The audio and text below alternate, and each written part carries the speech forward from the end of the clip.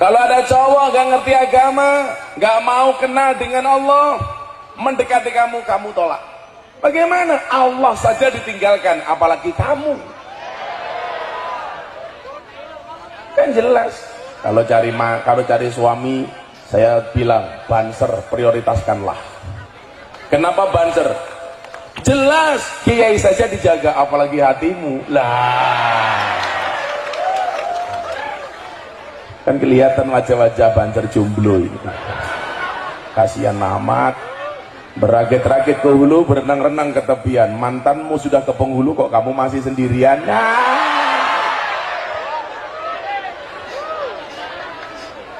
Kasihan amat. Maka disitulah fungsi agama, berfungsi sebagai apa? Controlling, untuk mengkontrol sistem kehidupan kita. Pemerintahan dikontrol oleh agama pasti baik. Dan ada 6 agama yang diakui oleh undang-undang. Semuanya berhak menjalankan agamanya dengan baik dan benar, tanpa harus mendapatkan tekanan dari pihak manapun. Betul? Makanya ketika rame di media sosial hari ini perusakan musola dan masjid di Minahasa, saya sampaikan, saya nggak setuju orang rusak masjid. Saya nggak setuju kalau gereja dirusak. Saya nggak setuju kalau tempat-tempat ibadah lainnya dirusak, termasuk pura, apapun itu. Kenapa? Karena semua agama yang diakui oleh undang-undang dijamin oleh pemerintah untuk melaksanakan perintah ajaran agamanya tanpa mendapatkan tekanan dari pihak manapun. Betul? Sekarang kan lagi rame di Minahasa itu, ada masjid dirusak oleh oknum-oknum beragama lain. Alasannya tempat tersebut 90% orang non muslim. Di Jawa banyak orang yang di tempat itu muslim tapi ada gereja, nggak ada masalah. Kenapa? Karena sudah diakui oleh undang-undang. Maka fungsi agama itu untuk kontrol. Supaya apa? Kita tidak kebablasan. Makanya kenapa saya masuk ke tempat-tempat hiburan malam, ke lokalisasi, ke kafe, ke diskotik. Jelas itu adalah pengajian paling menyenangkan sedunia. Kenapa? Ngajinya berpahala, matanya bervitamin. Saya ngaji wayu-wayu, beda ning kono tua-tua. Kenapa? Karena pada dasarnya mereka juga butuh agama. Mereka juga butuh Allah. Makanya begitu saya ngaji di kafe kemudian menjadi rame, orang mengatakan itu nggak pantas pengajian di tempat-tempat maksiat. Saya jawab, lebih baik tempat maksiat untuk pengajian daripada tempat pengajian untuk maksiat. Apakah ada tempat pengajian untuk maksiat? Banyak. Kejadian pengajian saya yang dihadiri puluhan ribu orang, banyak yang kehilangan dompet dan HP. Copet itu goblok ya. Gobloknya copet di mana? Yang dicopet kok cuman dompetnya. Ketahuan digebuki kepalanya. Saya ini juga copet di diskotik, di dunia malam, di tempat lokalisasi. Tapi yang saya copet bukan dompetnya, hatinya. Kalau hatinya sudah kecopet, jangankan dompet-dompet lainnya pun pasti diberikannya. Wah, iya. Sok kabeh, los rarewel. Sing dicopet kok dompete, goblok atine. Itulah kemudian kenapa Deddy Corbuzier tuh akhirnya mau masuk Islam. Saya copet akal dan hatinya. Ini kan manusia super cerdas, lulusan S3, gelarnya PhD, filosofi doktor. Saking cerdasnya Deddy Corbuzier, rambut pun tidak berani tumbuh di kepalanya. Makanya dia paling marah kalau ditawari bintang iklan sampo. Susah, apa yang mau disampoin? Kalau saya kemarin ditawari jadi bintang iklan kopi, gara-gara saya kalau pengajian sering ngopi. Tapi saya tolak, karena iklan kopi semuanya bohong. Kopi kapal api, dibuka kopinya nggak ada kapalnya, kan bohong Pak. Kopi susu, dibuka kopinya nggak ada susunya. Iklan itu yang jujur cuma satu, sarung gajah duduk, dibuka sarungnya ada belalainya lah.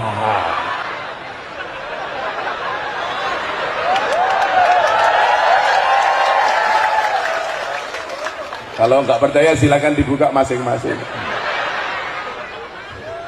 Karena seringnya saya ngopi Pak, dan kopi yang saya minum cuma satu, kopi pahit. Kalau kopi susu jelas saya tolak. Kenapa? Karena membingungkan. Kopi ini ngajak melek, susu ini ngajak turu lah. Makanya kalau dikasih kopi susu biasanya saya siasati. Kopi ini tak ombe, susu ini tak cekeli kayak gini. Kopi susu.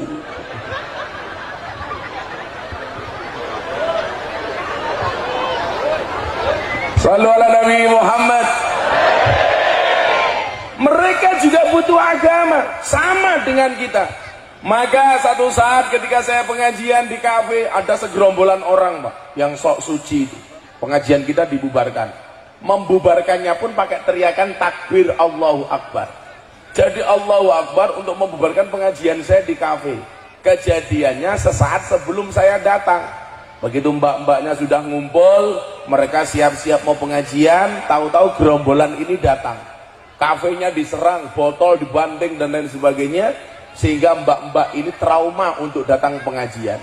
Waktu itu saya jawab, kalimat takbir yang suci digunakan untuk membubarkan pengajian. Hebatnya di mana? Kalau dulu zaman Mbah Hasyim Asy'ari ketika resolusi jihad Allahu Akbar, santri semangat untuk membunuh penjajah. Sekarang kalimat takbir banyak disalahkan. Kalimat takbir bulan Ramadan untuk nutup rumah makan.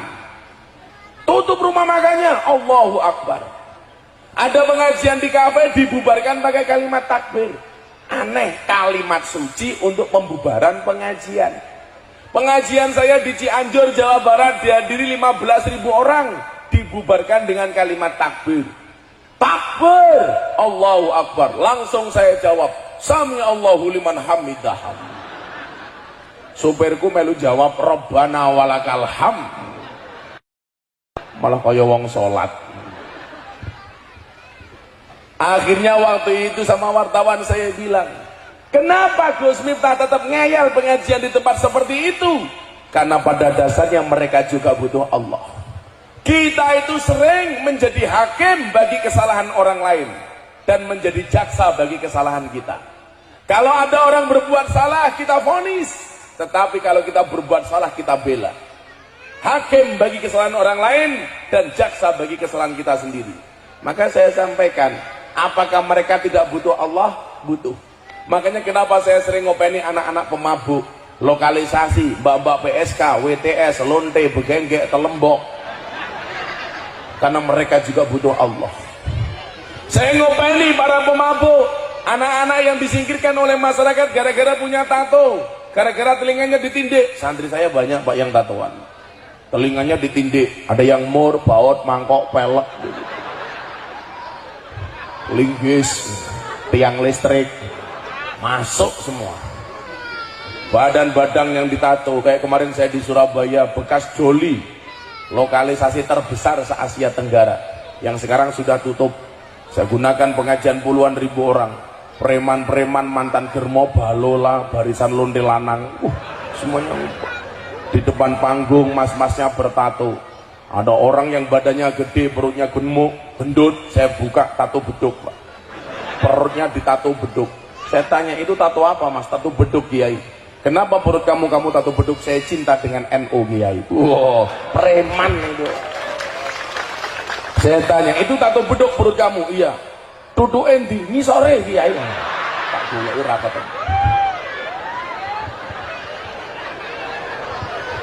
Duduk beduk Pak. Cie, mbak-mbaknya langsung bayangin duduk beduk. Jangan dong. Shallu ala Nabi Muhammad. Makanya orang yang beragama itu besok matinya pasti mutmainnah. Makanya kenapa bahasa Al-Quran faya ayya, kamu enak betul-betul tiap hari ketemu istri. Lah aku, saya ini pulang berarti besok total 15 hari baru sampai rumah. Kadang-kadang sering setelah 2 minggu pulang sampai rumah istri saya menstruasi. Ya Allah, nganggur Kiai. Padahal pulang lihatnya jamak takhir. Aduh. Maka istri saya bilang, Abah nikah lagi? Enggak. Serepi matamu, serepi. Bojo kok diserepi. Saya ngomong serepi mesti cangkeme rondo. Cie, kamu berharap ya. Nanti dia langsung bilang, tuku bawang keliru merico, wis kebadut sayang mong dianggap konco. Wah. Sorry ya Mbak ya, kita beda pemikiran ya. Kamu mikir aku mikir Via Valen ya.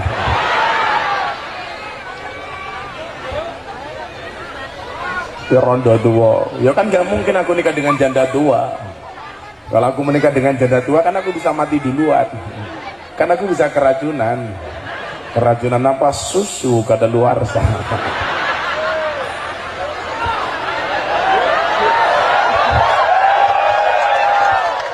Roda semua cangkemmu.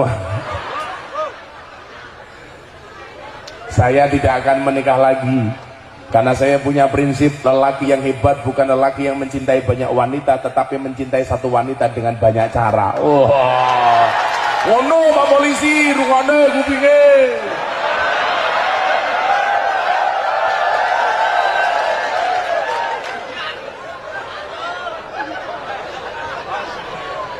Bu, dalam Al-Quran itu ada 4 macam tipe keluarga. Ibu-ibu manis mata pilih mana? 1 tipe keluarga Nabi Nuh, ciri-cirinya suaminya soleh, istrinya nakal. Yang kedua tipe keluarga Fir'aun, suaminya nakal, istrinya solehah. Yang ketiga tipe keluarga Abu Lahab, yang laki-lakinya nakal, istrinya nakal. Yang keempat tipe keluarga Ibrahim, suaminya soleh, istrinya solehah. Ibu-ibu manis mata pilih mana? Nuh, Fir'aun, Abu Lahab, apa Ibrahim? Ibrahim, subhanallah. Dan Anda tahu Ibrahim istrinya 2.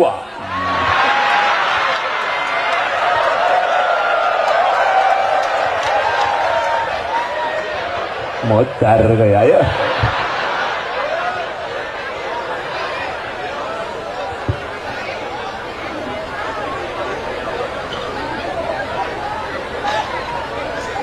Saya mau tanya sama ibu-ibu, betul apa salah Bu?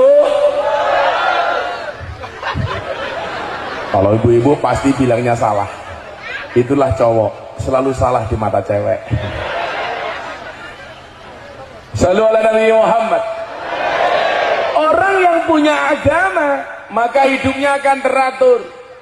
Adunya nikmah menjadi nikmat. Kenapa? Hidupnya mengikuti perintah dan larangan. Maka definisi dari takwa sendiri itu apa? Imtisalu awamirillah wajtinabu nawahi. Melaksanakan perintah, tinggalkan larangan. Makanya kalau saya di kafe Pak, di anak-anak dunia malam, itu biasanya saya bagi 3 kelompok. 3 kelompok manusia. Tolong lihat jari saya, jangan lihat akik saya, oke? Malah pamer, tak copot wae sin aku. Muga-muga ketinggalan.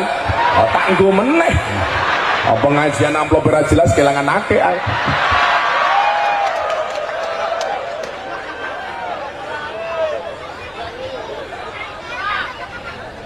Katanya di Ketapang banyak akeh ya Pak ya. Ya semoga panitia pengertian lah. Loh, kalau saya pakai akik Ketapang, kalau pengajian begini, saya youtubean sama Deddy Corbuzier, saya syuting di TV kan, akiknya Ketapang. Tapi kalau jelek ya saya buang. Pak Polisi akiknya subhanallah. Itu kalau saya lihat batu akiknya Pak Suhud ini insya Allah batu nisan ya. Saya akik. Jadi polisi nganti botak itu. Mudah-mudahan Pak Suhud panjang umur, amin. Artinya orang sedunia mati Pak Suhud hidup sendiri insya Allah. Namanya keren loh, Suhud bersaksi, bersaksi dengan kebodohannya.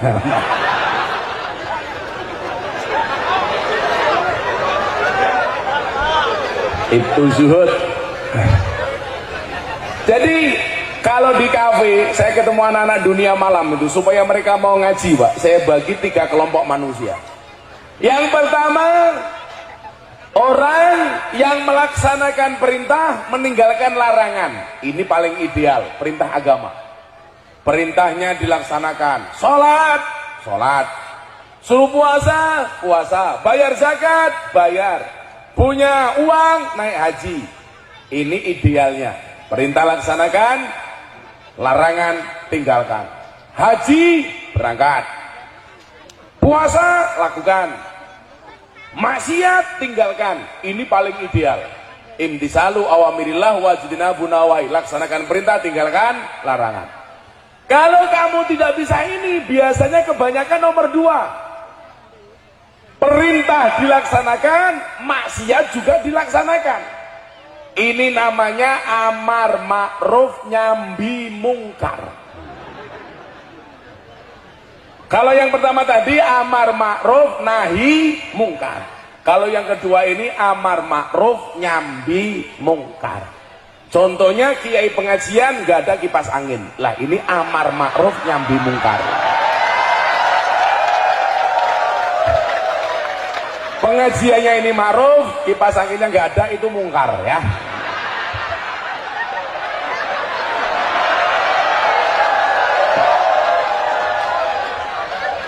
Yora cedak-cedak bro, masuk angin.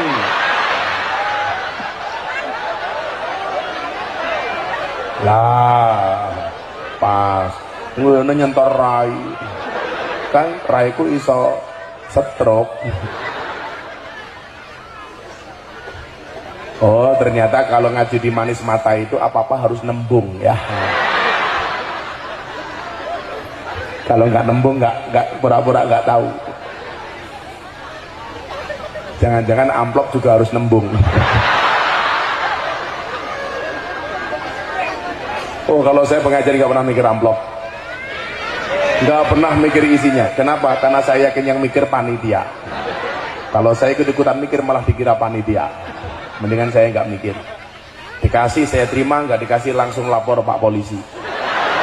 Laporkan ke kepolisian atas dugaan pelanggaran KUHP pasal 378 penipuan. Dikasih Gus tapi isinya cuma sedikit, laporkan lagi. Pasalnya beda, apa? 335 perbuatan tidak menyenangkan. Kata Pak Suhud, dancot.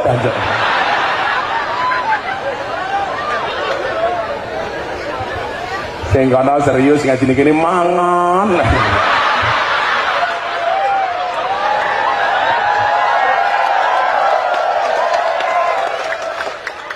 Pak SDM Polri mangan. Pak Kompol. Lanjut dan alah deleke.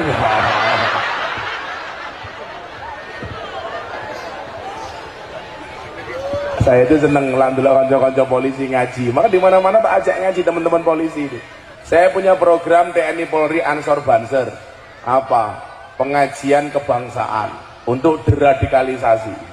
Saya minta Kapolres, Pak Dandim, kemudian teman-teman Ansor, jadi Ansor, Kapolres, Dandim yang ngaji saya dan Cuk Jaran itu. Kita berbicara isu-isu kebangsaan. Jangan sampai orang-orang radikal merusak negara kesatuan Republik Indonesia. Maka kalau kayak Pak Suhud, kayak Pak Tomini ngaji saya senang. Karena Rasulullah mengatakan an-nasu yamutuna ala ma'asu. Manusia itu akan dimatikan oleh Allah sebagaimana kebiasaan dia hidup. Jadi kalau ada polisi senang ngaji, punya potensi seperti saya matinya pas pengajian. Amin. Kalau polisi gaweane pinggir dalan tok ya matine tabrak truk. Untung ngaji wendan.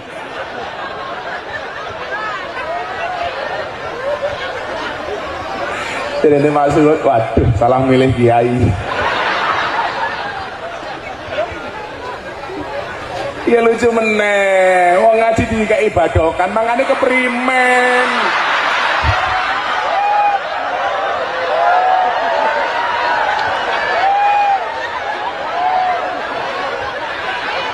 Ya masa aku ngaji karo nyambi badok kuwi ya ora iso. Wong cangkeme mung siji ya.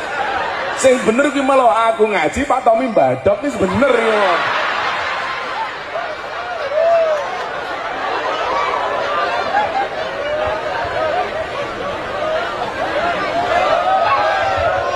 Ya selawatan dulu ya, selawatan ya, selawatan. Ada hadrohnya di belakang. Ini hadroh. Ada temen ya. Oh jaga jarak ya. Sorry ya, kita beda level ya. Keren. Banyak di sini yang pakai kopiah NU. Yang pakai kopiah NU saya doakan masuk surga. Kopiahnya. Ya. Itu hadroh apa namanya? Al-Hikmah. Al-Hikmah. Sing wedok vokalisnya lemu men.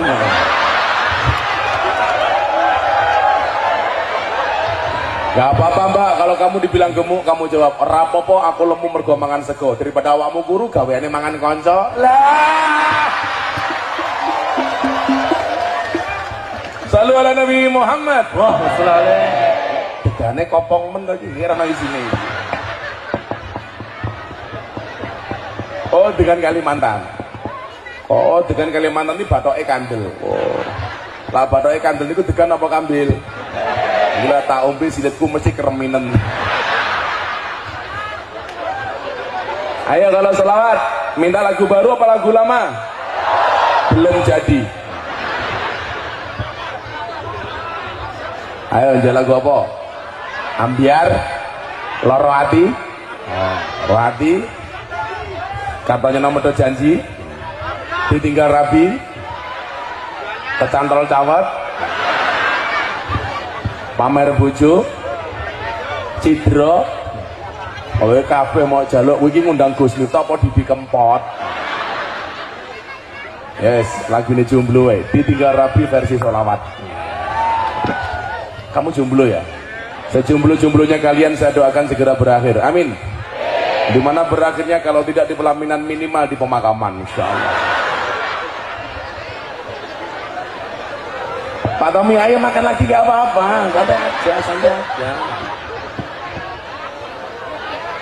Langsung puk.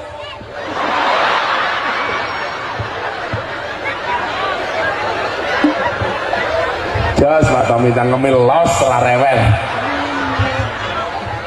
Sok kabeh.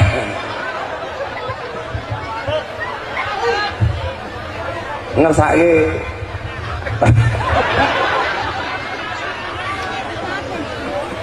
atiku rasane lara nyawang kanca ado karo agama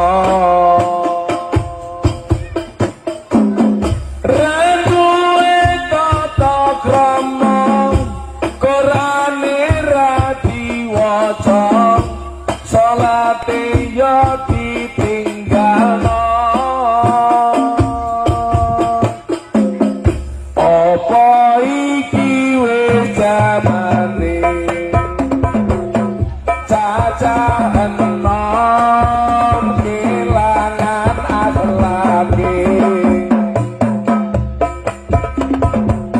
Whoa!